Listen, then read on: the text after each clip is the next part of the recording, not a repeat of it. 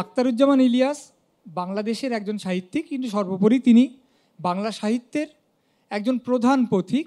তিনি যা লিখেছেন এখন অনেকের কাছে তা আশ্চর্য স্মরণীয় বরণীয় বলে মনে হয়। জীবৎকালে হয়তো অতটা সমাদৃত হননি, কিন্তু সমাদৃত হয়েছেন। আমার সঙ্গে আজকে যারা আছেন তাদের দুজনেরই ব্যক্তিগত পরিচয় ছিল আখতারুজ্জামান ইলিয়াসের সঙ্গে। সাজ্জাদ শরীফ আখতারুজ্জামানের বন্ধু, আর অমিতাভ মালাকার বেশ কম বয়সে, সবে পড়াশোনা শেষ করেছেন, এই সময় হঠাৎ ঠিক করেন যে আখতারুজ্জামানকে নিয়ে একটা তথ্যচিত্র করবেন। তখন তিনি আখতারুজ্জামানের সঙ্গে যোগাযোগ করেন, তার বাড়িতে যান, বেশ কিছুদিন থেকে তথ্যচিত্র হয়। তথ্যচিত্র চেয়ে উনি বলবেন আড্ডা অনেক বেশি হয়, কারণ আখতারুজ্জামান এরকম একজন মানুষ ছিলেন। আপনারা জানেন বোধহয় যে তার লেখা যদি পড়ে থাকেন, তার লেখার মধ্যে খুব সরসতাও ছিল। তিনি এমন একজন মানুষ, ক্যান্সার হয়েছে, তার পা কাটা গেছে, কেমোথেরাপি ইত্যাদি করে টোরে কিছু করা যায়নি, পাটা কাটা গেছে। এই সময় একজন এসে সেই কাটা পা ধরে বেশ হাউ হাউ করে কাঁদছে। তখন আখতারুজ্জামান প্রথমে কিছুক্ষণ বারণ করেছেন, তারপর বলছেন, আচ্ছা তুমি যে আমার পা কাটা গেছে বলে এতটা দুঃখ পাচ্ছ, তোমার তো মাথা নেই, সেই জন্য কি আমি এত দুঃখ কখনো পেয়েছি? মানে উনি সেই রকমই লোক, যখন প্রত্যেকে বলবে এই আরেকটু কাঁদো, আমাকে আরেকটু সমবেদনা জানাও, ওর সেটা ছিল না। উনি মধ্যবিত্ত মানসিকতার মানুষ ছিলেন না, উনি একদম অন্য রকমের। আরও একটা গল্প, সেটা আমি সাজ্জাদার কাছেই শুনেছি, যে একজন লোক, তার কথাবার্তায় বোঝা যায় একটু হিন্দু মৌলবাদ ঘেঁষা লোক। অনেকক্ষণ ধরে কথা বলছেন, আখতারুজ্জামান একটু বিরক্ত হচ্ছেন, তারপর একটা সময় বলেছেন আমি একটু যাচ্ছি, আমি একটু সিগারেট টিকেট কিনে চলে আসছি। তখন আখতারুজ্জামান বলছেন একটু দেরি করেই আসুন, দরকার নেই, তাড়াতাড়ি আসার দরকার কি? তা এই লোক যে মধ্যবিত্ত মানসিকতার থেকে অনেকটা দূরে, সেই লোক কিন্তু এমন বহু চরিত্র সৃষ্টি করেছেন, অসামান্য কিছু লেখা লিখেছেন, যেখানে মধ্যবিত্তকে উনি আশ্চর্যভাবে ব্যবচ্ছেদ করেছেন। আমরা প্রথমে জিজ্ঞেস করব সাজ্জাদাকে, যে আপনি তো ব্যক্তিগতভাবে চিনতেন, বন্ধু ছিলেন, এমনি কথাবার্তার মধ্যে মধ্যবিত্ত এই যে গোষ্ঠীটা, এটার প্রতি তার কীরকম মনোভাব আপনি দেখেছেন? অসম্ভব ঠাট্টার একটা ব্যাপার ছিল, সারাক্ষণ মস্করা করতেন উনি। মধ্যবিত্তকে পেলে একেবারে যাকে বলে একেবারে ছিঁড়ে ফেলতেন আর কি, মানে যখন, এবং মধ্যবিত্ত নীতিনৈতিকতার প্রশ্ন এলে উনি বলতেন যে এই মধ্যবিত্ত নীতিনৈতিকতা শুনলে আমার ব্রাহ্ম সমাজের কথা মনে হয়, এরকম একটা বলতেন, যে ছোঁয়াছুঁয়ি থেকে বেঁচে থাকো, মানে এরকম, বা খুব অতি শুদ্ধতা, অতি শরীর বর্জিত একটা শুদ্ধতা, দেহ বর্জিত শুদ্ধতা, এরকম একটা বিষয়।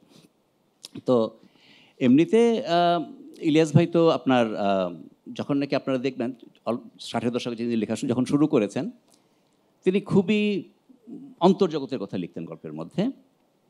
কিন্তু স্বাধীনতার পরে আমাদের এখানে বাংলাদেশে 1971 সালের মুক্তিযুদ্ধের পরে তার একটা বড় পরিবর্তন ঘটে। উনি তো আপনার কি বলবো, একটা সংগঠনের সঙ্গে যুক্ত হন, লেখক শিবির বলে, এবং এই সংগঠনটা ছিল মূলত মার্ক্সবাদী বামপন্থী একটা সংগঠন, এবং তার তাত্ত্বিক ছিলেন বদরুদ্দীন উমর বলে আমাদের এখানকার একজন বিখ্যাত তাত্ত্বিক, মানে বামপন্থী গবেষক এবং তাত্ত্বিক। তো তার দ্বারা গভীরভাবে প্রভাবিত হয়েছিলেন, এবং মার্ক্সবাদের প্রতি তার বিপুল আস্থা ছিল। ফলে মার্ক্সবাদে এমনিতে যেরকম মধ্যবিত্তকে যেভাবে দেখা হয়, এরকম দেখাটা তার একটা ছিল, এই দ্বিধাগ্রস্ত, কাঁদুনে,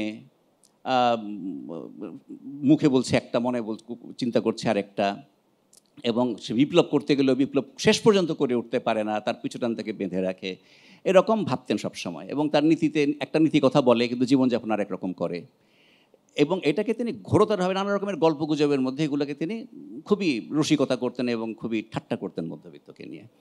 এবং তিনি তার গল্প উপন্যাসের মধ্যে দেখা যাবে, দেখবেন আপনি যে ওই ব্যাপারটা আছে, ওই ব্যাপারটা আছে। মানে আপনি দেখবেন যে যেহেতু তিনি বলবো মার্ক্সীয় যে বিশ্ববিখ্যাত, তাতে তার একটা মানে তাকে তিনি বিশ্বাস করতেন, আস্থার মধ্যে নিয়েছিলেন এবং তার চিন্তার মধ্যে ছিল। ফলে লেখক হিসাবে তার লেখার মধ্যেও এটার একটা ছাপ আছে। মানে তিনি তার চরিত্রগুলো তিনি খুবই শ্রেণী চরিত্র খুব ভালো আঁকতে পারতেন, এবং তার চরিত্রগুলো অনেক বিচিত্র চরিত্র আছে, কিন্তু কখনো শ্রেণীর সীমা অতিক্রম করে যায় না। ওদের রুচি, ওদের কর্মতৎপরতা, ওদের আচরণ, ওদের ভাষা, কোনো কিছুই ওটা দেখা যাবে। এবং কখনো কখনো তিনি লেখক হিসেবে দেখা যেত মধ্যবিত্ত নিয়ে, বিশেষ করে যখন নাকি উনি লিখতেন, যে লেখকের যে পরিসীমাটা আছে ওটা ছাপিয়ে ব্যক্তি ইলিয়াস যেভাবে করে মধ্যবিত্তকে দেখতেন, তার উপন্যাসের মধ্যে কখনো কখনো সেই ব্যক্তি ইলিয়াসের একটা উপস্থিতি দেখা যেত আর কি, যে লেখকটাকে ছাপিয়ে যেন চলে আসছেন যখন তিনি মধ্যবিত্ত চরিত্র করছেন, এরকম একটা তার মধ্যে ছিল। কারণ তিনি ভাবতেন, আপনার কি এই কথা মনে হয় যে উনি যখন নিম্নবিত্ত চরিত্র আঁকছেন, তার চেয়ে যখন মধ্যবিত্ত চরিত্র আঁকছেন তখন একটু বেশি নিষ্ঠুর হচ্ছেন, অতিরিক্ত নিষ্ঠুর হচ্ছেন? এমনকি ধরুন যখন তিনি এমনকি আপনার একটু উচ্চবিত্ত যদি নাও বলি, যেই লোকগুলো একটু মধ্যবিত্ত থেকে উপরে ওঠার চেষ্টা করছে, হয়তো মধ্যবিত্তের সাধারণ মধ্যবিত্তের চেয়ে বেশি অর্থ বা একটা স্বচ্ছন্দ জীবনযাপন করছে, যে চরিত্রগুলো খোয়াব নামের মধ্যে আমরা দেখব, তাদের ক্ষেত্রে তাদের স্ববিরোধিতা তাদের তাদের অত্যাচার করার পদ্ধতি কিভাবে করছে লোকের উপরে, সেগুলো দেখাচ্ছেন, কিন্তু তাদের ব্যাপারে তার ঠাট্টা খুব কম আছে। আর নিম্নবর্গের যে লোকগুলো, যারা ঠিক আমি বলবো গরিব, গ্রামের বা শহরের যারই হোক, তাদেরকে তিনি যে খুব আদর্শায়িত করে দেখিয়েছেন তাও নয়, কিন্তু না, ওদের মধ্যে প্রচুর ওর লেখার একটা বড় দিকই হচ্ছে যে উনি তাদেরও একবজ্ঞা অপূর্ব অসাধারণ মানুষ, শুধু পয়সা নেই বলেই উদার, এরকম ভাবতেন। এরকম একেবারেই নয় যে গরিব বলেই বিরাট সাধু, এরকম নয়। তাদের মধ্যে অনেক স্ববিরোধিতা আছে, সুযোগ পেলে তারাও নানা কিছু করে, উল্টোপাল্টা জিনিস করে ফেলছে, সেরকম আছে, মিথ্যে কথা বলে ফেলতে পারে এবং খুবই খুবই অমানবিক আচরণও করে ফেলতে পারে কখনো কখনো, সেরকম দেখাচ্ছেন। কিন্তু সব কিছু ছাপিয়ে ওদের প্রতি একটা তবু একটা বলবো নমনীয়তা দেখা যায়, ঠাট্টার ভাবটা কম, ওদেরকে খুব ম্যাটার অফ ফ্যাক্ট দেখাচ্ছেন। কিন্তু মধ্যবিত্ত যখন আসেন তখন বোঝা যায় যে তিনি যেন অনেক সময় একটু বেশি নিষ্ঠুর হচ্ছেন, বেশি নির্দয় হচ্ছেন। এবং আমাদের এখানকার আরেকজন বড় লেখক আছেন, তার নাম হচ্ছে হাসান আজিজুল হক। উনি যখন প্রথম আখতারুজ্জামান ইলিয়াসকে আইডেন্টিফাই করেন একজন শক্তিশালী লেখকের আবির্ভাব ঘটেছে বলে, তখন তিনি প্রতিষ্ঠিত হাসান আজিজুল হক, তখন তিনি একটা লেখা লিখেছিলেন আখতারুজ্জামান ইলিয়াসের বিষ বৃক্ষ, এবং সেখানে তিনি দেখাচ্ছেন যে কীরকম বিষাক্ত তার ছোবল দিয়ে দিয়ে তিনি যেন মধ্যবিত্তকে আক্রমণ করতে চান। আচ্ছা অমিতাভ, তুমি যে এই তথ্যচিত্রটা করেছো, হঠাৎ আখতারুজ্জামান ইলিয়াসকে নিয়ে তুমি যখন কোন সালে করেছো? 1995? ওরকম সময় আমার হ্যাঁ, তা সেই সময় আখতারুজ্জামানকে নিয়ে পশ্চিমবঙ্গে খুব হইচই বোধহয় তখনও হয়নি। না, তাহলে হঠাৎ তুমি একটা তথ্যচিত্র করবে ঠিক করলে কেন? কারণ এই গল্পটা অন্য রকমের একটুখানি। আমি ইলিয়াসের লেখা পড়েছিলাম, লেখা পড়ে আমার যে সব লেখাই খুব অসাধারণ মনে হয়েছিল তাও নয়, কিন্তু আমার মনে হয়েছিল এই লোকটা একটা ঘটনা ঘটিয়ে ফেলেছে যেটা একটা বিপর্যয় বাংলা সাহিত্যের ক্ষেত্রে। বিপর্যয়ই বলবো, আমি কনসাসলি শব্দটা ব্যবহার করছি, দুজনের সম্বন্ধে এই বিপর্যয় শব্দটা আমি ব্যবহার করব। এই তুমি যে কথাগুলো সাজ্জাদ ভাই যেগুলো বললেন তার প্রেক্ষিতেই বলি, মধ্যবিত্তকে উনি যেভাবে দেখতেন সেটা নিষ্ঠুর বা নিষ্ঠুর নয় এভাবে আমি কোনোদিন দেখিনি, অন্তত তার লেখা যত দূর পড়েছি বা তার সঙ্গে কথা বলে। আমার মনে হচ্ছে উনি হিস্টোরিক্যালি প্লেস করতে চেয়েছিলেন এই মানুষগুলোকে কোথাও একটা, বাট দ্যাটস ডিফারেন্ট। আমি তোমার ইয়েতে ফিরি, তো ওই সময় লেখাপড়া আমার চমৎকার বলে মনে হয়েছিল, কিন্তু মনে হয়েছিল যে একটা অন্য রকমের মানুষ, অন্যরকম একটা জীবন থাকতে পারে, সেটা আমরা কিছুটা শুনেও ছিলাম। যাদবপুরে উনি একবার এসেছিলেন, আমি তুলনামূলক সাহিত্য বিভাগের ছাত্র ছিলাম, আমাদের বিভাগে একবার এসেছিলেন, কিন্তু আমাদের সঙ্গে পরিচয় হয়নি। শিবাজি ব্যানার্জির বাড়িতে আমরা রাত্রেবেলা আড্ডা মারতাম প্রতিদিনই, তো সেখানে একবার শুনেছিলাম যে একদিন হঠাৎ শুনলাম যে ওনার ক্যান্সার হয়েছে। তখন আমার মনে হলো যে এই লোকটাকে নিয়ে একটা ছবি বানানোর দরকার, তখন আমি সেটা বললাম ওইখানে। তাতে শিবাজিদা কয়েকজনকে ফোন করলেন, নম্বরটা বোধহয় পাওয়া গেছিল অশোক সেনের কাছ থেকে, ঢাকায় ফোন করে ওনার পারমিশন নেওয়া হলো। এবং আমার কাছে, আমি তখন খুব বড় লোক, আমার কাছে 3000 টাকা ছিল। ওই 3000 টাকা পুঁজি আর প্রায় 3000 বন্ধুবান্ধব কলকাতা শহরে। শাশ্বত বলল আমি তোর সঙ্গে যাব, ওর কাছেও 100-2 টাকা ছিল, মানে তখন আমরা রাজা। তো এই 3200 টাকা পুঁজি এই নিয়ে আমরা বাংলাদেশে চলে গেলাম। ক্যামেরা নিয়ে না, এইটা আড্ডাটা তখন শুরু হলো যে মালু বলেছে ছবি বানাবে, তো বন্ধু বান্ধবরা বলছে ঠিক আছে তাহলে বানাক, দেখি কি বানায়, লেখালেখি করুক আগে, জানাক কি বানাবে। তখন নন্দিনীদির বাড়িতে একদিন আড্ডা হচ্ছে, তো বললো যে রঙ্গন ফিরছে ব্রাইটন থেকে, ও ফিরলে ওর কাছে একটা ক্যামেরা আছে, হাইলাইট ক্যামেরা, ওই ক্যামেরাটা নিয়ে তোরা চলে যাস। বেশ, কিন্তু আমরা তো ছবি তুলতে পারি না। তখন রাহুল বোস, তাকে ধরা হলো, সে আমাদের ছবিটা তুলে দেবে। তো এই করে আমরা পৌঁছে গেলাম। রাহুল বোসের আসার কথা ছিল, গোটা 10 দিনের মতো শ্যুট করবে বলেছিল।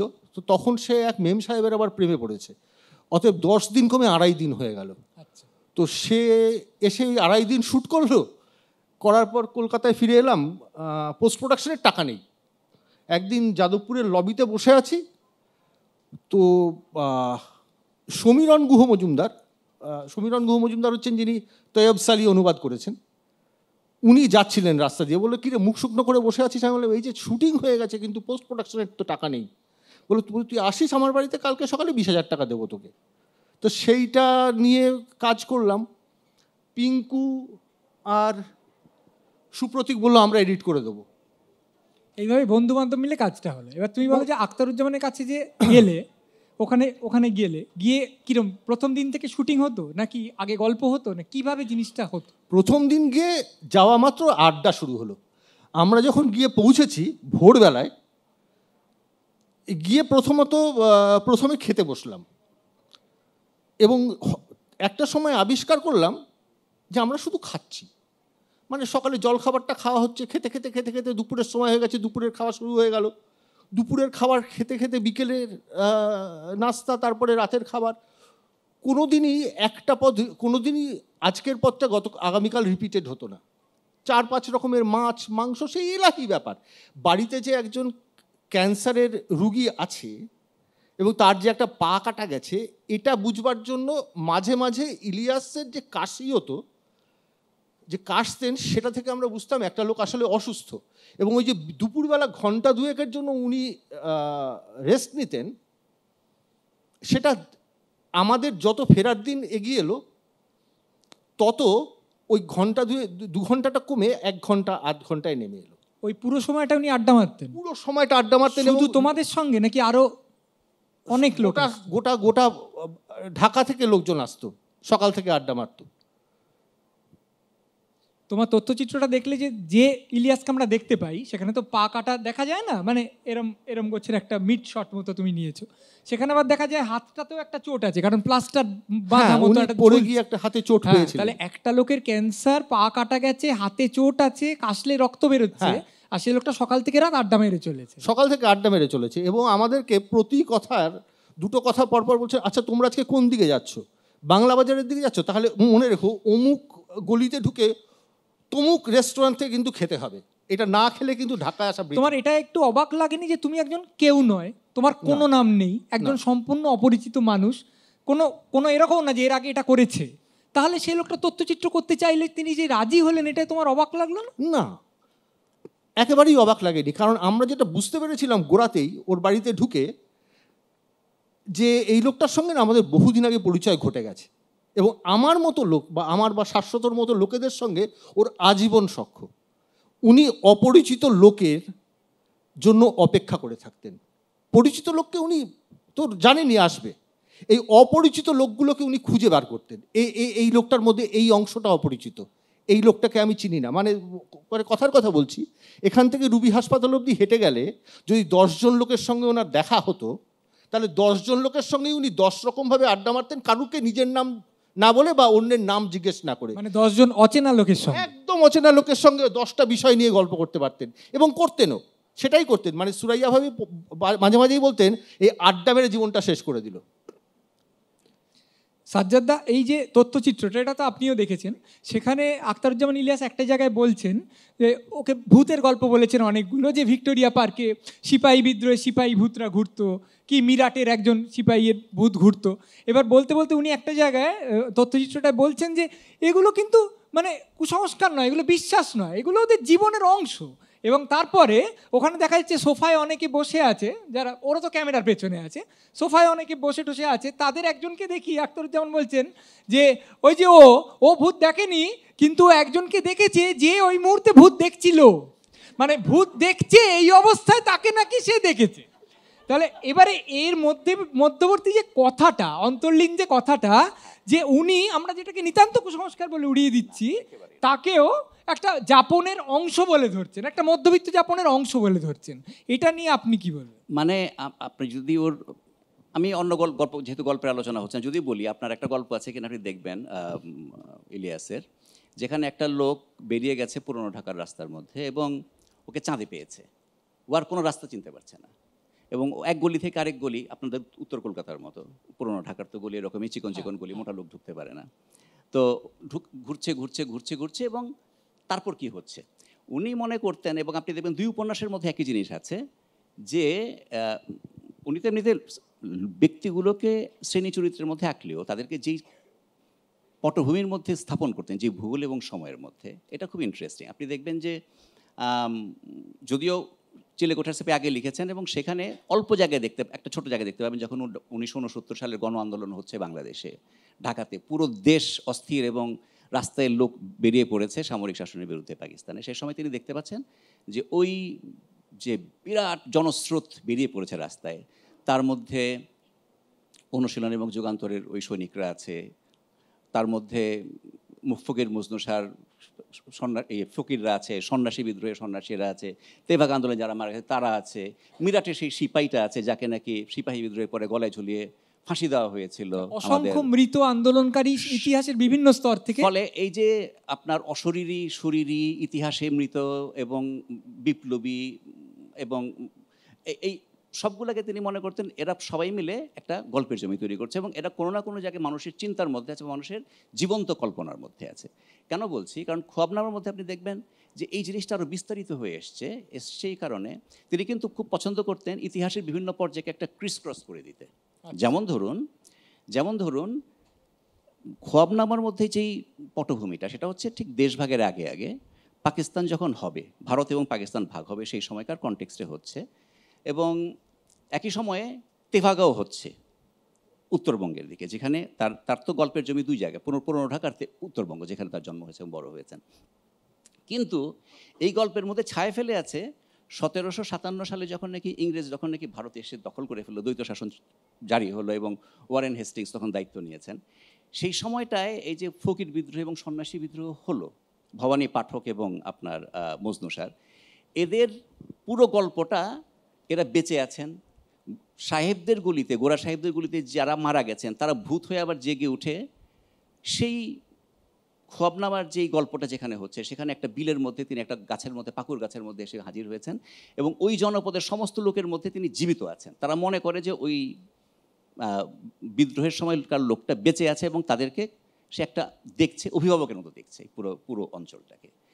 এবং আপনি দেখবেন চিলেকোঠা সেপের মধ্যেও যখন নাকি ঢাকা থেকে একজন বামপন্থী যুবক গেছে আনোয়ার গ্রামে, এবং ওখানেও সে খুব শিক্ষিত, খুবই ধোপদুরস্ত, এবং গ্রামে আরেকজন আছে যে নাকি শ্রেণী শত্রু খতম করার জন্য যুদ্ধের মধ্যে লড়াইতে নেমেছে, আলী বক্স, সেও মধ্যবিত্ত, সে শিক্ষিত। কিন্তু যখন ওরা ওই সময়টায় ওরা শুনতে পাচ্ছে যে নদীর মধ্যে ঘোড়ার ডাক হয়, এই ঘোড়াটা কি, ঘোড়াটা কখনো এই ঘোড়ার মধ্যে করে হয়তো কোনো বিপ্লবী এসেছিল বা কিছু হয়েছিল, সেটা অস্পষ্ট গল্পটার মধ্যে গ্রামবাসী শুনতে পাবে এবং তারা মনে করে এই ঘোড়ার ডাক শুনতে পাওয়া মানে হচ্ছে খুব বড় কোনো দুর্যোগ আসছে।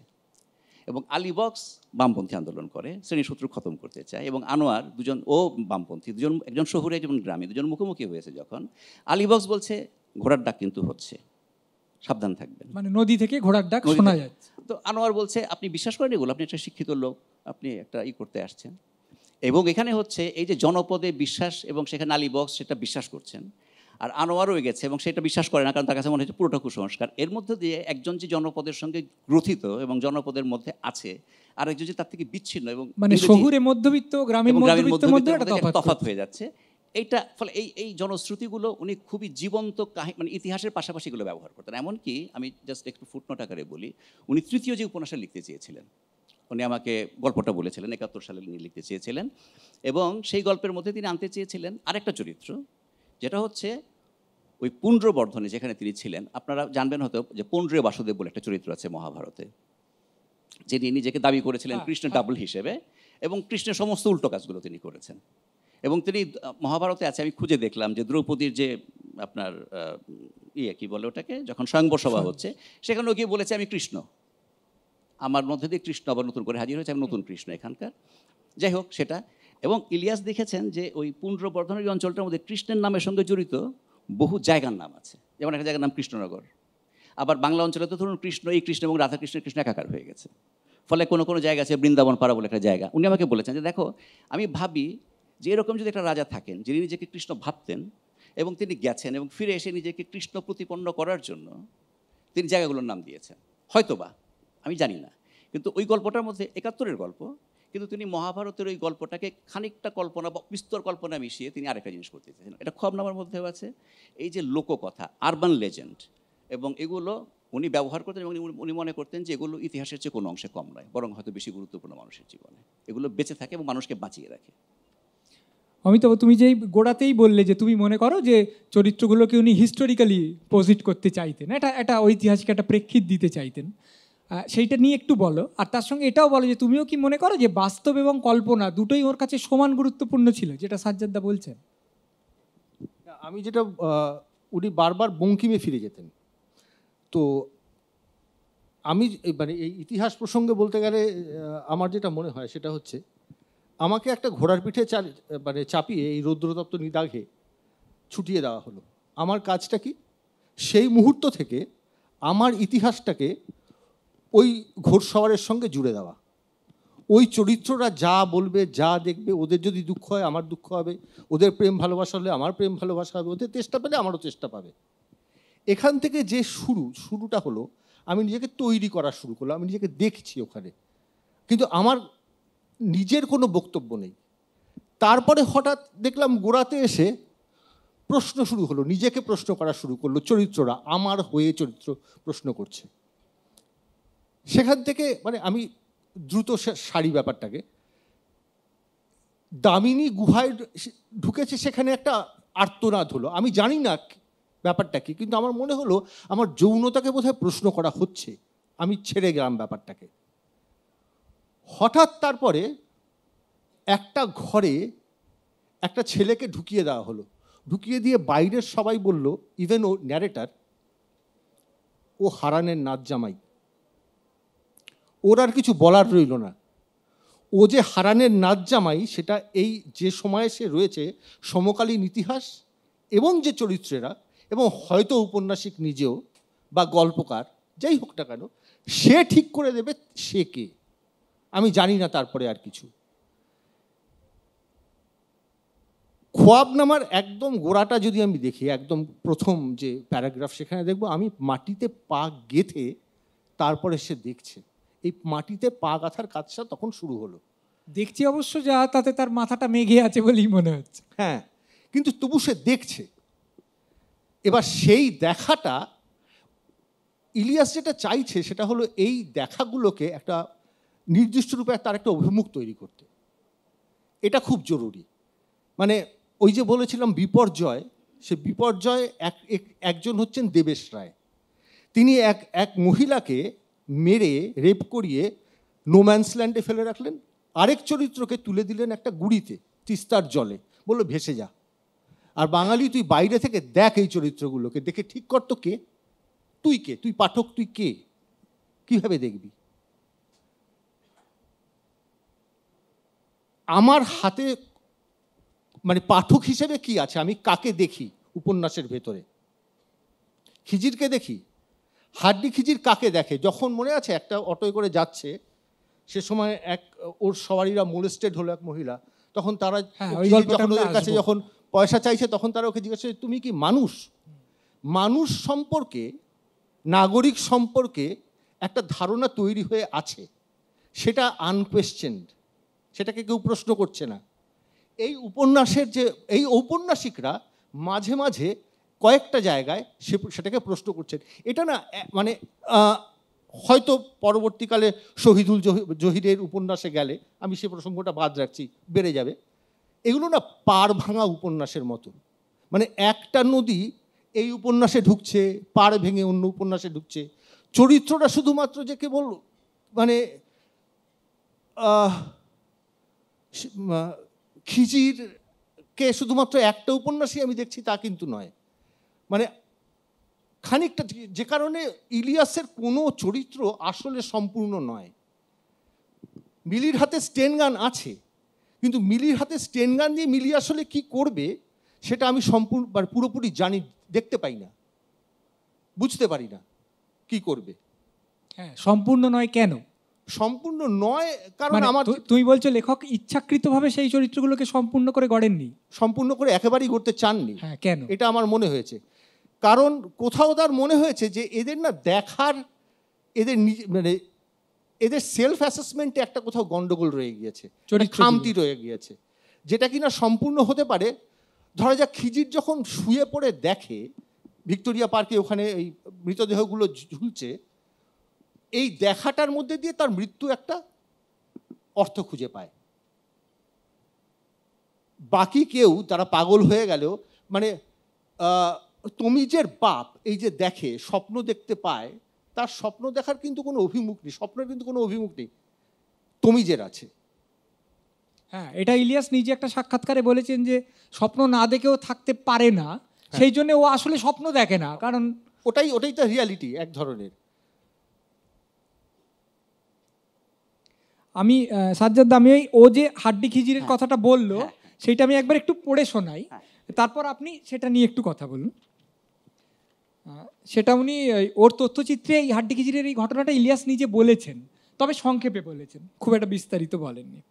সেইখানে একজন লোক ওই হাড্ডি খিজিরের গাড়িতে চড়ে যাচ্ছিল, সেইখানে সেই লোকটির বউকে কয়েকজন এসে ধর্ষণ করতে নিয়ে যায়। বেশ বিনীতভাবেই বলে যে আমরা একটু চট করে হয়ে যাবে, 1 ঘন্টার মধ্যে ধর্ষণ হয়ে যাবে, তারপর ছেড়ে দেবো, এটা নিয়ে ভাববেন না, ইত্যাদি ইত্যাদি। তা লোকটা একটু পায়ে টায়ে ধরে সেই গুন্ডাগুলোর কোনো কথা শোনে না। তারপর থেকে আমি পড়ছি, খিজির মানে যে গাড়িটা চালাচ্ছে, খিজির বলে চলেন স্যার থানায় যাই গিয়া, নীলক্ষেত ফাঁড়ি তো কাছেই। লোকটি ফেল করে তাকায়, খিজির ফের বলে চলেন যাই। লোকটা তখন রাস্তায় ধপাস করে বসে পড়ে, 2 হাতে মুখ ঢেকে সে কাঁদতে শুরু করলো। তার কানের কাছে মুখ রেখে যতটা সম্ভব নরম করে খিজির বলে চলেন যাই, এখনও টাইম আছে, থানায় চলেন চলেন। কান্নায় সাময়িক বিরতি দিয়ে লোকটা ফোঁপাতে জবাব দেয়, এদের চেনো? এরা সব NSF-এর গুন্ডা, আইয়ুব খানের বাস্টার্ড মোনেম খানের বাস্টার্ড এরা। খিজির তাড়া দেয়, লন যাই, ইউনিভার্সিটির এতগুলি হল এখানে, পোলাপানরে খবর দিই, চলেন সাব। মানে যে নিম্নবিত্ত সে মধ্যবিত্তকে বলছে যে আপনার স্ত্রীকে ধর্ষণ করছে, চলুন ঠেকাই। এবার মধ্যবিত্ত কি বলছে? লোকটির ফোঁপানো কণ্ঠস্বর ফের গুমড়ে ওঠে, না তা হয় না, আরও বিপদ হবে, ওরা 1 ঘন্টা ওয়েট করতে বললো না, এসে আমাকে না পেলে ফায়ার হয়ে যাবে, চাকরি বাকরির কথা সব বলে ফেললাম, শুয়োরের বাচ্চারা আমার কেরিয়ার নষ্ট করে দেবে। লোকটি ফের হাতে মুখ গুজে ফোঁপায়, এরা ডেঞ্জারাস, মোস্ট পাওয়ারফুল। ফের নতুন উদ্যমে কাঁদবার প্রস্তুতি নিলে নিজের স্কুটারে ফিরে আসা ছাড়া খিজিরের কোনো কাজ থাকে না। তুমি আমাকে একা রেখে চলে যেও না ভাই। লোকটির এই মিনতির জবাবে সে বলে, আর ওরা আপনাকে গাড়ি কইরা পৌঁছাইয়া দিব। ইঞ্জিনে স্টার্ট দিয়ে অ্যাক্সিলারেটর থেকে হাত উঠিয়ে খিজির ফের রাস্তায় নামে। সাহেব ভাড়াটা? ভাড়া? তরুণ রাজকর্মচারী হাত থেকে মুখ তুলে অশ্রু সজল চোখে তার দিকে তাকায়। মিটার দেখা ভাড়াটা দিয়া ফেলান। প্রচণ্ড রকম বিস্ময় ও মর্মাঘাতে লোকটির মুখের খুচরা খাচরা পার্টস ওলট পালট হওয়ার উপক্রম ঘটে। পকেট থেকে টাকা বের করে ভিজে গলায় সে বলে, তোমরা মানুষ না, মানুষ হলে এ সময় কেউ স্কুটার রাস্তায় গড়িয়ে দিলে খিজির তার উক্তিকে স্বীকার করে চিৎকার করে, না আমরা কুত্তার বাচ্চা, মানুষ হইলেন আপনারা। এইখান থেকে সাজ্জাদ আপনি একটু বলুন মধ্যবিত্তের অবস্থান। এটা হচ্ছে একদম টিপিক্যাল ইলিয়াস, যে ইলিয়াস মধ্যবিত্তকে কীভাবে দেখতেন এবং কিভাবে করে একটার বিপরীত আরেকটাকে স্থাপন করতেন। আপনি একই রকমের দৃশ্য পাবেন আপনি আরেকটা জায়গাতে, যেখানে 69-এর আন্দোলন শুরু হয়েছে এবং একটা হোটেলের মধ্যে খুবই 5 তারা হোটেলের একটা আগুন লেগেছে এবং আগুন লাগার পরে ওখান থেকে হঠাৎ করে একটা লোক বেরিয়ে এসছে এবং সে খুব বিখ্যাত ব্যক্তি, খুব বিখ্যাত একজন কৌতুক অভিনেতা, তার নাম হচ্ছে ফ্যাটি সোহরাব। তো ওর গায়ের মধ্যে ফোসকা পড়ে গেছে, আগুনে পড়ে গেছে এবং হঠাৎ করে সেখানে দেখা হচ্ছে এই ওসমান, এই মধ্যবিত্ত ছেলেটা, আর দেখা হচ্ছে আপনার হাড্ডি খিজির, যে নাকি আমরা বলতে পারি মানে ইলিয়াস যেভাবে করে মার্ক্সবাদী জায়গা থেকে দেখেন লুম্বেন প্রলেতারিয়েত, এরকম একটা ক্যারেক্টার। তো ওরা এসছে এবং ওকে দেখে হঠাৎ করে খুব উত্তেজিত হাড্ডি খিজির, বলে ও ফ্যাটি সোহরাব, কারণ ও খুবই একটা কৌতুক অভিনেতা, খুব জনপ্রিয়। ওকে গিয়ে বলছে, আপনি মুখ ছবিতে কী যে একটা অভিনয় করেছিলেন, ও তো ঢাকায় ভাষায় কথা বলছে, ঢাকায় বাঙাল ভাষা ঠিক না, কি করছিলেন, একটা খুব সুন্দর অভিনয় করছিলেন। আচ্ছা ওই হিরোইন যে ছিল এরকম, সে একটার পর একটা কথা বলছে, সে ওই সিনেমার গল্প করে যাচ্ছে এবং একটু ইয়ার্কির ছলেই। আর এদিকে ওসমান বলছে, এটা কি একটা সময় হলো, এটা একটা সময় হলো, তুমি এটা করছো, তুমি ওকে তাড়াতাড়ি বাড়িতে দিয়ে এসো, যদি পারো বাড়িতে দিয়ে এসো। তখন কারফিউ ঘোষণা হয়ে গেছে এবং সময় খুব অল্প। কিছুক্ষণ পরে দেখা গেল বলছে, আপনি দিয়ে আসেন না, ও বলছে, কিন্তু ও তো দিয়ে আসছে না, ওসমানকে বলেছে। এবং আমরা দেখিস পরে গিয়ে যে হাড্ডি খিজির বলছে যে, স্যার আপনি বাড়িতে চলে যান, আমি ওরা দিয়ে আসতেছি। ও ঠাট্টা করেছে ঠিকই, কিন্তু ও কাঁধের মধ্যে ওই লোকটাকে নিয়ে সে আস্তে আস্তে যাচ্ছে এবং সেটা ওসমান দেখছে এবং ওসমান শুনে দ্রুত পা চালাচ্ছে। আর ওসমান তখন দ্রুত কিভাবে করে নিজের ঘরে গিয়ে মানে উঠবে কারফিউর সময়টা, সেই সময়টায়। এগুলো হচ্ছে জাক্সটাপোজিশন করে দেখিয়েছেন এবং এরকম অনেক জায়গায় দেখা যাবে। তো এইভাবে করে তিনি মানে মধ্যবিত্তকে যেভাবে করে তিনি দেখিয়েছেন এবং এটার বিপরীতে, এবং গল্পটা উপন্যাসের শেষটা যেখানে হচ্ছে আপনার খোয়াবনামা তো নয়, চিলেকোঠার সেপাইতে, যে ওসমান পাগল হয়ে বেরিয়ে যাচ্ছে। পাগল হয়ে বেরিয়ে যাচ্ছে। ওর ঘরের মধ্যে একটা চিলেকোঠার মধ্যে সে আছে, বন্দি অবস্থায় আছে, কারণ তার তখন মাথার মধ্যে একটু বিভ্রাট হচ্ছে এবং হয়তো সে একটা পাগলমোর দিকে চলে যাচ্ছে, এবং বাইরে থেকে হাড্ডি খিজির এসে বলছে চলে আসেন, মানুষ তো বেরিয়ে গেছে হাড্ডি খিজির রাস্তার মধ্যে। উপন্যাসে মারা গেছে বেশ কিছুক্ষণ আগে, হাড্ডি খিজির মারা গেছে, হাড্ডি খিজির একটা মারা গিয়ে তারপর আসছে ওর বারবার। প্রেতাত্মা এসছে, যে ভূতের কথা আমরা বলছিলাম, তারপর এসে, এবং এই লোকটা তখন যেন হাড্ডি খিজিরের প্রেতাত্মার নেতৃত্বেই, মানে ওই গরিবের প্রেতাত্মার নেতৃত্বেই যেন মধ্যবিত্তের মুক্তিরা করবে। তখন সে বেরিয়ে ঘরের দরজায় যেন একটা বন্দি জায়গা, এবং সে দরজাটা লাথি দিয়ে খুলে ছিটকে পড়ে যায় নর্দমার মধ্যে বেরিয়ে, এবং উঠে দাঁড়ায়, মাথা তার কেটে গেছে এবং হয়তো নর্দমার ময়লাও লেগে আছে, এবং তার মধ্য দিয়ে এই অবস্থায় সে বেরিয়ে যায়, এবং পাগলামো করতে করতে মুখের তখন সে প্রলাপ বকতে বকতে বেরিয়ে যায়। কারণ মধ্যবিত্তের মুক্তি একটা পাগলামোর মধ্যে ছাড়া হবে না। এটা হচ্ছে ইলিয়াসের যেই তার যে মানে সামাজিক যে দেখার জায়গাটা, সেটা এরকম। আর সবসময় উনি কিন্তু সত্যি সত্যি একটা বৃহত্তর ভূগোলের মধ্যে এবং বৃহত্তর ইতিহাস পটের মধ্যে তিনি এই চরিত্রগুলোকে স্থাপন করেন। মজার ব্যাপারটা হচ্ছে এখানে চরিত্রগুলো তিনি যতই শ্রেণীর সীমার মধ্যে আঁকুন না কেন, ওই ভূগোল এবং যে ইতিহাসের সীমাটা, ওটা মাঝে মাঝেই আমাদের চেনা ইতিহাস এবং ভূগোলের সীমাকে অতিক্রম করে যায়। এটা হচ্ছে দেখার ব্যাপার। চরিত্রগুলো ওর মধ্যে কাজ করে, ওর মধ্যে অ্যাক্ট করে, ওর মধ্যে প্লে করে। এবং আপনি যেটা বলছিলেন, ওসমান যখন পাগল হয়ে বেরিয়ে যাচ্ছে, তার আগেও প্রথমে বালিশের তলা থেকে চাবিটা নিয়েছে, ওকে পাহারা দিচ্ছে আনোয়ার, যে একজন মার্ক্সবাদী, যে বিপ্লব করতে চায়। এবার সে বেরোবার আগে পেচ্ছাপ করছে, ঘুরিয়ে ঘুরিয়ে পেচ্ছাপ করছে, এবং করতে করতে সে বলছে, তার দিক থেকে ইলিয়াস দেখাচ্ছেন যে সেন্ট্রিটা শুয়েছিল, ও নিজের বন্ধুকে চিনতে পারছে না, ভাবছে সেন্ট্রি প্রহরা দিচ্ছে, তার পেছনেও সে পেচ্ছাপ করলো, এবং যখন দেখলো উঠলো না, বালিশের তলা থেকে চাবিটা নিয়ে নিল। ফলে যে বিপ্লবী মধ্যবিত্ত তার পাগল বন্ধুকে পাহারা দিচ্ছিল, তাকে এ কিন্তু একজন সেন্ট্রি বলে দেখছে, যে তাকে প্রকৃত বিপ্লবে অংশ নিতে দেয় না, দিয়ে তারপর সে হাড্ডি খিজিরের নেতৃত্বে, যে একজন লুম্পেন তার নেতৃত্বে বেরিয়ে চলে যায় পাগল হয়ে। রাইট। এমনকি আপনি যদি অন্য দিক থেকে দেখেন, মধ্যবিত্ত আরো কয়েকটা জায়গায় দেখা যায়, যেমন ওর গল্পের মধ্যে সময়হনের প্রসঙ্গ খুব আসবে, প্রচন্ড এসছে, এবং উনি একটা সাক্ষাৎকারে বলেছেনও যে মধ্যবিত্ত তার কল্পনার মধ্যেও তার শ্রেণীর সীমাটা ছাড়িয়ে যায়। কিন্তু এটা আমি আলাদা একটা প্রশ্ন করবো এক্ষুনি। হ্যাঁ, তার আগে অমিতাভ, তোমাকে একটা কথা বলি, যে এক্ষুনি যে সাজ্জাদ দাও যে কথা বললেন, তুমিও যে বারবার বলছো যে একটা ঐতিহাসিক প্রেক্ষিত, এবং পুরো জিনিসটাকে যে একটা লোক নয়, সে তার ইতিহাসের একটা অংশ এই হিসেবে দেখো। আমরা পড়লেও বুঝতে পারি যে অন্যান্য সাহিত্যিকের থেকে তাকে যে আমরা আলাদা করে চিনি, তার অনেকগুলো ব্যাপার আছে, তার গদ্যভঙ্গি আছে, অসামান্য শব্দ প্রয়োগ আছে, কিন্তু এটা একটা বিরাট ব্যাপার।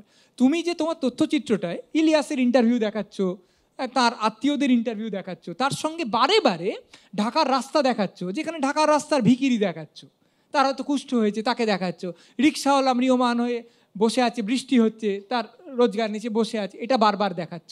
কেন তুমি ঢাকার রাস্তার তথাকথিত সর্বহারাকে দেখানোটা এই তথ্যচিত্রের একটা আবশ্যিক অংশ বলে মনে করলে? প্রথমত ইলিয়াসের সঙ্গে এই রাস্তাগুলোর, এই ঢাকা শহরের একটা সাংঘাতিক মানে এক নিবিড় যোগ ছিল, বহু সময় কাটিয়েছেন। হ্যাঁ, কিন্তু তুমি যে সে রাস্তা দেখাওনি, তুমি এমন রাস্তা দেখিয়েছো যেখানে খুব নিম্নবিত্ত, খুব মার খাওয়া লোকরা আছে বলে মনে হচ্ছে। হ্যাঁ, প্রথমত ঢাকায় বড় লোকদের দেখা যায় না, আর ইলিয়াসের ছবি তৈরি করতে গিয়ে আমি যে লোকগুলোকে খুঁজেছি, মানে খুব আনকনশাসলি হয়তো আমি খিজিরকে খুঁজেছি, দেখা যাক পাওয়া যায় কি না। উনি বলেছেন এই নবাবপুর এলাকায় সাংঘাতিক সব মিছিল হতো, এই মিছিলে উনি যোগ দিতেন। বাচ্চারা যাদের পিচ্ছি বলা হয় তাদের কথা বারবার উনি বলেছেন। আমি ভাবছিলাম এদের কাছ থেকে কোনোভাবে আমি যে গল্পটা বলবো, সে গল্পটা বলার সূত্রটা পাওয়া যায় কিনা, কিভাবে বলবো, আমি ছবিটা শুরু করব কি দিয়ে। দেখলাম যে একসময় ঢাকায় নানা ধরনের ভিখিরিরা নানা রকমের গান গায়। ছবির গোড়ায় আমি প্রথমে বন্দনা করি বলে একটা গান আছে, এক মহিলা গাইছে। আমার মনে হয়েছিল এই গানটা এর গলায় দিয়ে শুরু করা যেতে পারে, এবং শেষে একটা আজান আছে, তার সঙ্গে আমি ফয়েজ আহমেদ ফয়েজের লেখা একটি কবিতা, সেটার হাম দেखेঙ্গে, ইকবাল বানুর গাওয়া, হ্যাঁ। সেটা ব্যবহার করি। ওইটা ব্যবহার করার কথা আমাকে খানিকটা উস্কে দিয়েছিলেন মানববাবু, মানবেন্দ্র বন্দ্যোপাধ্যায়। আর ঢাকা শহরে আমি ঘুরতে গিয়ে দেখলাম যে যে লোকগুলোর সঙ্গে আসলে আমার কথা হবে, ইলিয়াসকে নিয়ে কথা হবে বা ইলিয়াসের যে জগৎ সেটা আমি চিনতে পারবো, সেটা শুধুমাত্র আমি ইলিয়াসের ওই ঘরে বসে ইলিয়াসের বন্ধুবান্ধব যারা আছেন তাদের সঙ্গে কথা বলে পারবো না, আমার একটু নানা রকম লোকের কাছে যেতে হবে। সেটা করতে গিয়ে আমরা কোনো একদিন হঠাৎ পৌঁছে গেছিলাম জেনেভা ক্যাম্পে। জেনেভা ক্যাম্প হচ্ছে বাংলাদেশে মুক্তিযুদ্ধের পর যে বিহারি মুসলমানদের রাজাকার এবং অ্যান্টি বাংলাদেশি বা বাঙালি বিরোধী হিসাবে চিহ্নিত করে একটা জায়গায় একটা ঘেঁটোতে রেখে দেওয়া হয়েছিল। এই ঘেঁটোটার নাম জেনেভা ক্যাম্প। কথা ছিল পাকিস্তান সরকার এদের ফিরিয়ে নেবে কোনো একটা সময়, কিন্তু পাকিস্তান ফিরিয়ে নেয়নি এদেরকে। এরা বহুবার আবেদন জানিয়েছে। এক মাতালের সঙ্গে আলাপ হয়েছিল যে একদম সরাসরি বলছে যে বেনজির ভুট্টো তো গদ্দার হ্যায়। আরেক মাতালের সঙ্গে আলাপ হয়েছিল রাত্রেবেলা জেনেভা ক্যাম্প থেকে বেরোনোর সময়, যে সারাদিন মদ খায় এবং রাত্রেবেলা নাজিম হিকমতের কবিতা, গান এগুলো আওড়ায়। এটা জানতে পেরেছিলাম যে ও পুলিশে চাকরি করত এবং ও পাকিস্তান পুলিশের খোঁচর ছিল। ও ফিরে যেতে পারেনি কোথাও, মানে ও পাকিস্তান ওকে নেয়নি, এইটা ওর জীবনের সবচাইতে বড় দুঃখ। ও যখন ঠ্যাঙাতো বাঙালিদের তখনও নাজিম হিকমতের গানই গাইতো। ওকে যখন এখন আমি যখন ওকে জিজ্ঞেস করেছিলাম যে তুমি পাকিস্তান গেলে না কেন, পাকিস্তান তোমাকে নেয়নি, ও উত্তর দিত না এটার, হ্যাঁ বা না। কারণ হ্যাঁ বললে পরে, নেয়নি বললে পরে ওর তো সারাটা জীবনই বৃথা গেল। তুমি মনে করেছো যে ইলিয়াসের যে বিশ্ব তা এদের সবাইকে নিয়ে তৈরি বিশ্ব আসলে? কারণ যে মানে এই হাড্ডিখিজির এখানে না, যে স্বাধীনতা আন্দোলন বা স্বাধীনতার লড়াই, এটা শুধুমাত্র বাঙালির স্বাধীনতার লড়াই বললে কিন্তু ভুল হবে। ইলিয়াস সেটা বারবার বলেছেন, এটা কিন্তু বাঙালির স্বাধীনতা নয়, এটা গরিব মানুষের স্বাধীনতা। সেটা এই আনোয়াররা যারা পরে পাগল হয়ে যাবে তারা আগে বুঝতে পারেনি।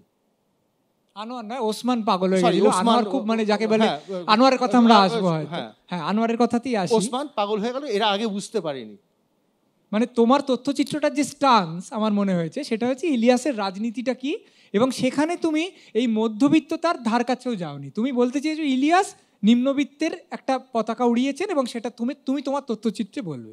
নিম্নবিত্তর পতাকা ওড়াননি, উনি নিম্নবিত্তদের সামনে দাঁড় করিয়ে মধ্যবিত্তকে বলেছেন, এই দেখ তারা বিবির মরদ পোলাতে তারা বিবি একটা মরা পেয়ে তারপরে কাঁদতে শুরু করলো। না সেটা অন্য গল্পে, তারা এই মহল পড়ে না, কিন্তু হ্যাঁ মানে ওই এরকমই কিছু একটা, আমার খেয়াল পড়ছে না এখন। তার নিজের ছেলে মরে গেছে, সে কাঁদতে পারেনি কারণ সে পুলিশের গুলিতে মারা গেছে, সে অন্যের ছেলের মৃত্যু উপলক্ষ করে বিরাট বিলাপ করছে। কথা হচ্ছে ইলিয়াস মধ্যবিত্তকে বলছে যে তোমার সামনে তুই এতগুলি মরা, তুমি কোন মরাটা নিয়ে কাঁদবে বলো? বাংলাদেশ স্বাধীন হওয়ার পর থেকে এখন অবধি 20 গুণ ভূমিহীন কৃষকের সংখ্যা 20 গুণ বেড়েছে। এই মধ্যবিত্ত বলছে আমি তো পেলাম না টাকাটা, আমার তো পাওয়ার কথা ছিল। ভূমিহীন কৃষকের সংখ্যা যদি বেড়ে থাকে, যদি গরিব হয়ে থাকে, সেই টাকাটা তো কোথাও গেছে। কোথায় ভাই? আমি তো পেলাম না। বড় লোকরা বলছে, যাদের সঙ্গে আমার আসলে দেখা হয়নি, তারা বলছে আমরা বাংলাদেশি ঠিকই, কিন্তু আমার দেশ তো বাংলাদেশ নয়। আমার একটা পতাকা লাগে, আমার একটা অমর একুশ লাগে, আমার সকালে পান্তা ভাত লাগে ইলিশ মাছ দিয়ে স্বাধীনতার দিনে বা হোয়াটএভার পয়লা বৈশাখে, এগুলো আমার লাগে। কিন্তু সেগুলো আমি লন্ডনেও পাই, নিউ ইয়র্কেও পাই, আর কলকাতাতেও পাই। আমার বাংলাদেশের দরকার নেই, বাংলাদেশ তো সারা পৃথিবীতে। খিজিরকে কিন্তু তুমি ইয়ে থেকে তুলতে পারবে না, পুরনো ঢাকা থেকে তুলতে পারবে না, তাহলে সে নিরালম্ব হয়ে যাবে। ঠিক কথা। সেই কারণে আমার ওই রাস্তার সঙ্গে কথা বলতে গেলে আরো কিছু প্রসঙ্গ আসে। হ্যাঁ আরো কিছু প্রসঙ্গ আসার ঠিক সময় নেই, কিন্তু তবু একটু বলুন, তারপর আমরা আর দুটো ছোট আমি ছোট্ট প্রসঙ্গে বলে যাই, কারণ ইতিহাসের প্রসঙ্গ এলো তো বঙ্কিমবাবুর প্রসঙ্গ এসছে। এখানে মনে হয় একটা জিনিস বলা উচিত, আমার মনে হয় যে অনেক সময় বাংলাদেশ এবং মানে ভারত বুঝতে গেলে কতগুলো জিনিস জটিল হয়। যেটা দীপেশ চক্রবর্তী একটা লেখাতে লিখেছিলেন। দীপেশ চক্রবর্তী শেখ মুজিবুর রহমান আত্মজীবনী লিখতে গিয়ে লিখেছিলেন যে আমাদের হিন্দু স্মৃতিতে কোট আনকোট সোহরাওয়ার্দী একজন খলচরিত্র, খলনায়ক। কিন্তু শেখ মুজিবের লেখা স্মৃতি কথা পড়তে গিয়ে দেখছি, এবং আবুল মনসুর আহমেদ আরেকজন বিখ্যাত রাজনীতিবিদ ছিলেন ওখানকার, দেখছি যে তিনি নিতান্ত খলনায়ক নন, মুসলিম স্মৃতিতে তিনি খলনায়ক নন। আমরা দেখতে পাচ্ছি যে ইতিহাসের মধ্যে একটা বিভাজন অনেক সময় নানা কারণে হয়েছে, এবং হয়েছে বলেই তো অ্যাকচুয়ালি দেশভাগ হয়েছে। এবং ইলিয়াস কখনো দেশভাগকে অনুমোদন করতে পারেননি তার দিক থেকে, কারণ তিনি বলেছেন যে দেশভাগের মধ্য দিয়ে লোক ছিন্নমূল হয় এবং তার দেশান্তর ঘটে এবং সে ভূমিহীন হয়, সেই দেশ সেই সেই তখন সেটা স্বাধীনতা নয়। সেটা কি স্বাধীনতা হতে পারে? কারণ এটাই তথ্যচিত্র বলেছেন যে একটা বলা হলো তোমার দেশ স্বাধীন হলে এবার তুমি দেশটা ছেড়ে চলে যাও, এই কথাটার কোনো অর্থ হয় না। তো কিন্তু এই বিভাজনের ব্যাপারটা আমি বলছি যে এই উপন্যাসের মধ্যে বঙ্কিমের প্রসঙ্গে এলো কেন, কারণ 1757 সালে যখন নাকি এটা রাষ্ট্রটা যখন নাকি ইস্ট ইন্ডিয়া কোম্পানি নিয়ে নিল ভারতবর্ষ, তারপর প্রথম যদি প্রতিরোধ আন্দোলন বলেন, যে দুটো প্রতিরোধ আন্দোলন হয়েছিল, বড় ফকির সন্ন্যাসী বিদ্রোহ, যেখানে দেবী চৌধুরানী এবং ভবানী পাঠক করেছিলেন, তার সঙ্গে সন্ন্যাসীরা ছিল।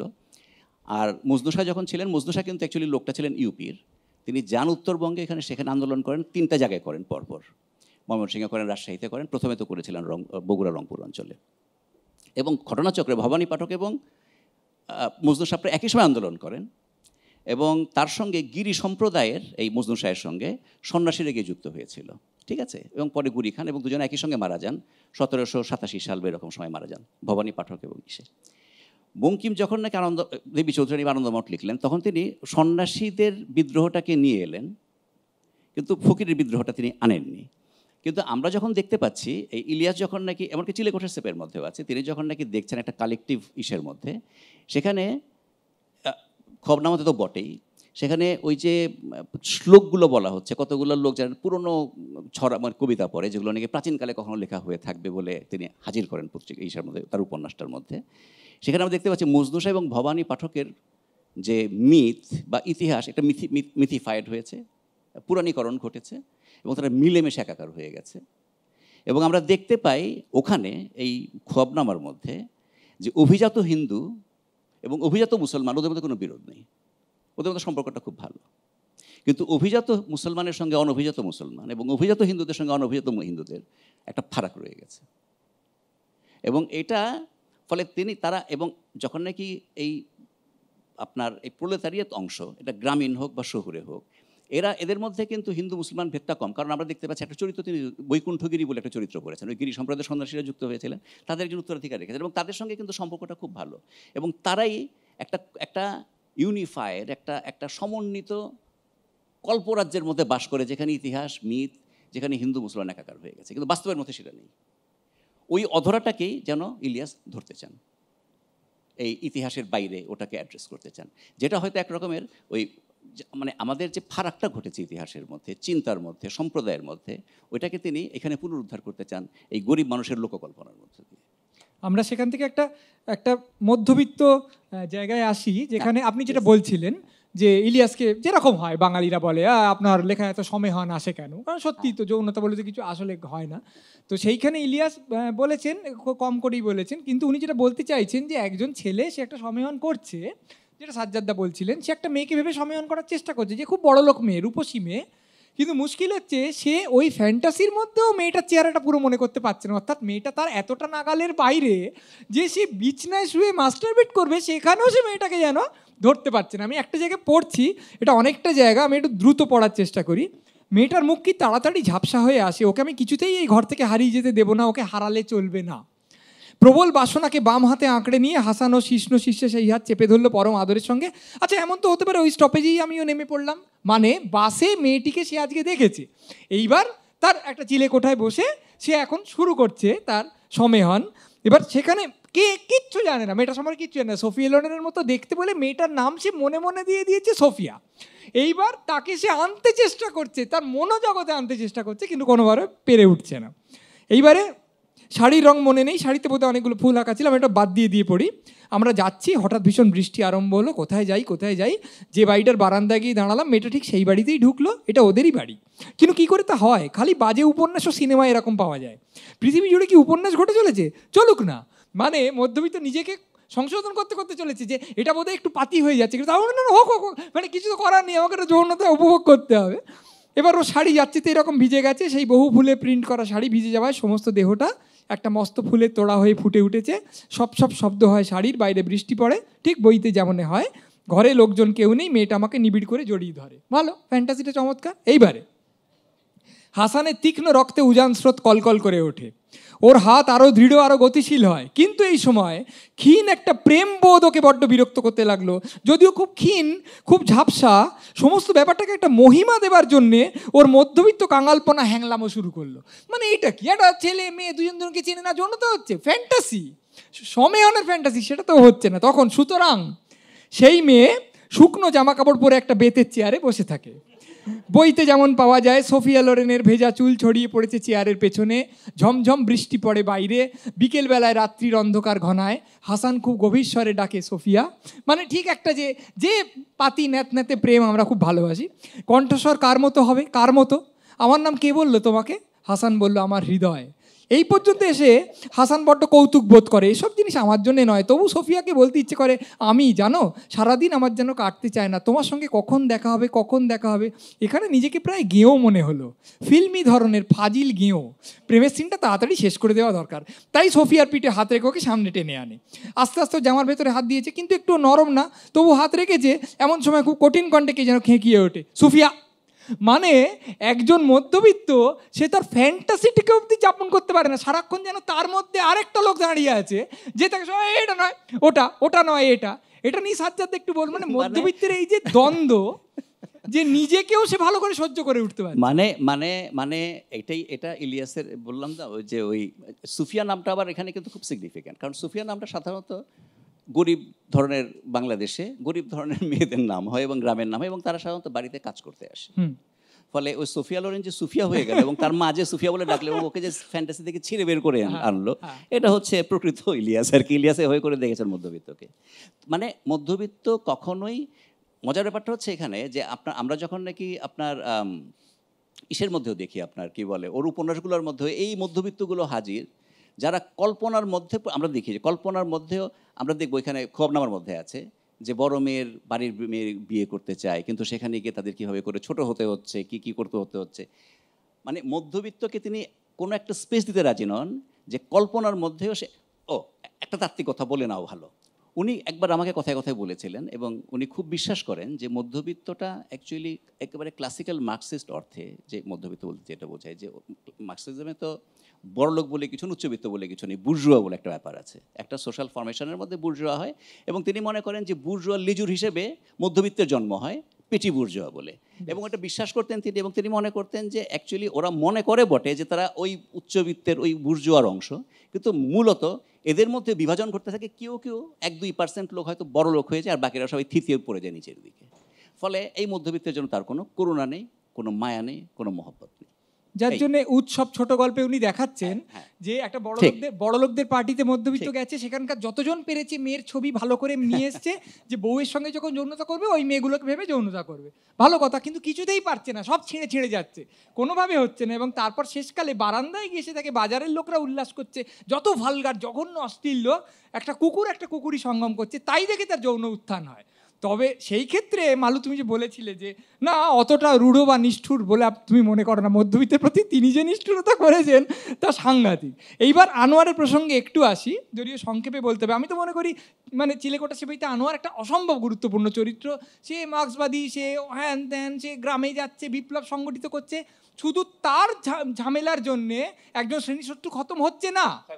হ্যাঁ, খয়বার গাজীকে খুন করার কথা, সবাই খুন করবে, সে বলছে না, না, সে তার খুব মায়া, তার খুব ক্ষমা ভেতরে, সে বলছে আমাকে একটা দিন সময় দাও, পরের দিন মারবে। সবাই বলছে না, তাকে মারবো যখন এখন মেরে ফেলি।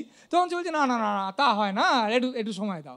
পরে সে যখন শহরে এসছে, তার গ্রামে গিয়ে সংগঠন করা দরকার, সে করছে না। সে বলছে ওসমানকে না দেখে কে চলে যাবে, নিজের কাছে নিজের অজুহাত তৈরি করছে যাতে কোনোভাবেই গ্রামে গিয়ে তাকে আসলে বিপ্লবটা না করতে হয়। এই চরিত্রটা নিয়ে তুমি কি বলবে?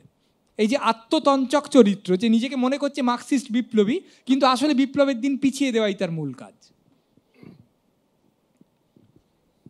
ইলিয়াসের মানে আমি একটা মানে দুটো বিপর্যয়ের কথা বলবো বলেছিলাম, তার মধ্যে একটা বলেছি দেবেশ রায়, একটা দেবেশ রায়। ইলিয়াস। আরেকটা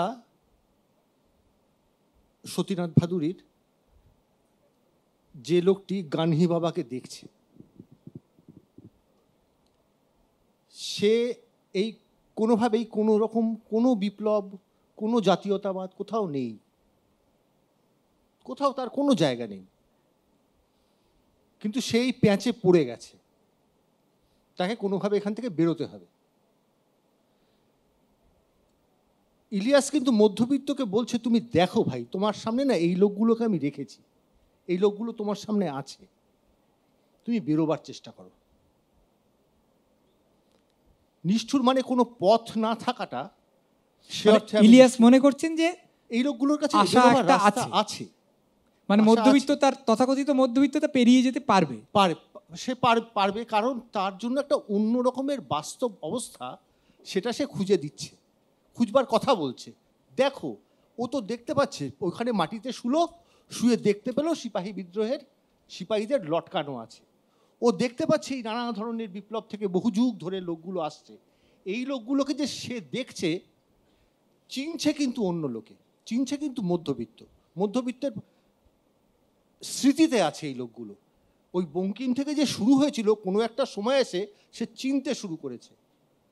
গোড়ার দিকে যে কোম্পানি আর্টে সে দেখেছে যে ভারতবর্ষের ছবি এরকম, ভারতবর্ষের মানুষের ছবি এরকম, অ্যানথ্রোপোলজিস্টরা যখন দেখাচ্ছে যে না তৃতীয় বিশ্বের কালো মানুষ এরকম, সেগুলো মধ্যবিত্ত দেখছে। কিন্তু মধ্যবিত্তই কিন্তু একটা সময় গিয়ে দেখছে যে সেখান থেকে হাড় থেকে সব মাংস খুলে যাচ্ছে। জয়নুল আবেদিনকে দেখছে, সে সোমনাথ হোরকে দেখছে, সে এই ছবিগুলো দিয়ে তৈরি করছে তার নিজস্ব একটা জগৎ। এইটাকে কোনোদিন অস্বীকার করা যাবে না, এইটাকে কোনোদিন অস্বীকার করেনি ইলিয়াস। সে যেটা বলছে সেটা হলো, পাশাপাশি যেটা বলছে, তোমার একটা অন্য বাস্তব দরকার। তো কিভাবে দরকার? এই ভূতের গল্প? বেশ, শোনো, ভূতের গল্পকে তুমি যদি একটা রাজনৈতিক অভিমুখ না দাও, তাহলে সেটা কল্পবিজ্ঞানের গল্প হয়ে থেকে যায়। সেটা অন্য বাস্তবে হয়, বাস্তব সে তুমি যে নামই দাও না কেন, জাদু বাস্তবই বলো আর যাই বলো, সেটা অন্যরকম বাস্তব হয়, তাকে যদি তুমি একটা রাজনৈতিক অভিমুখ দিতে পারো। সাজ্জাদদা, আপনি এই আত্মতঞ্চক আনোয়ারকে নিয়ে কি বলবেন? কোনটা? এই আনোয়ারের যে ও, আমি সিরিয়াস বিপ্লব করি, ওরা কিছু বোঝে না গ্রামের লোকরা, কিন্তু আমি যাব, এখন একটু দেরি হচ্ছে। না, অ্যাকচুয়ালি আমি মানে দাদার সঙ্গে আমার একটু এদিকে হয়তো চিন্তার তফাৎ হবে কিছুটা পরিমাণে, কারণ হ্যাঁ সেটা বলুন। হ্যাঁ, সেটা হচ্ছে ইলিয়াস মানে আমাদের এক বন্ধু সাদুজ্জামান, উনি লেখালেখি করেন, একটা সাক্ষাৎকার নিয়েছিলেন দীর্ঘ ইলিয়াসের। সেখানে ইলিয়াস বলেছিলেন যে, এবং আমার সঙ্গে আমি দীর্ঘ সময় কথাবার্তা বলেও দেখেছি, এবং সেই সাক্ষাৎকারে তিনি বলেছেন এর কথা যে মধ্যবিত্তের প্রতি আমার কোনো আস্থা নেই। উনি নিজেও মধ্যবিত্তের, উনি বলে যে আমি নিজেও তো বুঝি যে এত টানাপোড়েন কত আমাদের মধ্যে আছে, এবং তিনি বলছেন যে শেষ পর্যন্ত মধ্যবিত্তকে যদি মুক্ত হতে হয়, উনি বলছেন ওসমান আর আনোয়ারের চেয়ে উনি বলছেন ওসমানের সম্ভাবনা বেশি চরিত্র হিসেবে, যদিও আনোয়ার মার্ক্সবাদ করছে এবং যাচ্ছে। তিনি বলছেন যে এরা যেই পদ্ধতির মধ্যে দিয়ে গেছে, তারা অনেকটা পরিমাণে মানুষের থেকে ওই পদ্ধতির মধ্যে দূরে সরে এসছে, কিন্তু ওসমানের এখনও পর্যন্ত ওর যে জীবনযাপন, তার একটা সারল্য আছে, সে এখনও পৃথিবীর দিকে সরল চোখে তাকিয়ে দেখে, ফলে ওর সম্ভাবনা আছে, একটা সারল্য আর মানব দরদ আছে, আর এদের হাতে কিছু তাত্ত্বিক কচকচি, ওরা একটা তাত্ত্বিক জগতের মধ্যে ঢুকে গেছে। ওর এখনো পর্যন্ত সরলতাটা আছে, যেখান থেকে সে মানুষকে একটা ফ্রেশ একটা সতেজ চোখে দেখতে পারে। যদিও তিনি মনে করেন তারপরেও একটা পাগলামোর, উনি বলছেন যে আমি পাগল করেছি ওকে চরিত্র হিসাবে, যখন সে বেরিয়ে আসে তার চৌহদ্দি থেকে এবং আনোয়ারের সেই শক্ত শাসন থেকে যখন বেরিয়ে আসছে, তাকে একটা পাগলের মতন হয়েছে। মানে ও যেই মেন্টাল স্টেটের মধ্যে থাকে, যেটাকে মধ্যবিত্ত তার রুচি এবং তার শৃঙ্খলার জগৎ বলে মনে করে, তার যুক্তির জগৎ বলে মনে করে, ওকে যদি মুক্ত হতে হয় ওই যুক্তি, শৃঙ্খলা এবং সেই জায়গা থেকে তাকে বের হয়ে আসতে হবে, না হলে মধ্যবিত্তের মুক্তি নেই। এটা হচ্ছে ইলিয়াসের কথা। নমস্কার, আমরা আজকের আলোচনা এখানে শেষ করছি। এর ফলে যদি আপনারা যারা ইলিয়াস পড়েননি একটু পড়েন, আর যারা পড়েছেন তারা আর একটু ভালো করে পড়েন, তাহলে আমাদের খুব ভালো লাগবে। আর মধ্যবিত্ত নিজেকে চিনে নেওয়ার অনেকগুলো আয়না আছে, এই উৎসবও তার মধ্যে অন্যতম। সেখানে ইলিয়াসও যে একটি আয়না, সেটা আমরা দুজনের কথাবার্তা থেকে বুঝতে পারলাম। ধন্যবাদ সাজ্জাদদা, ধন্যবাদ অমিতাভ। আজকে এইটুকুন, নমস্কার ও ধন্যবাদ।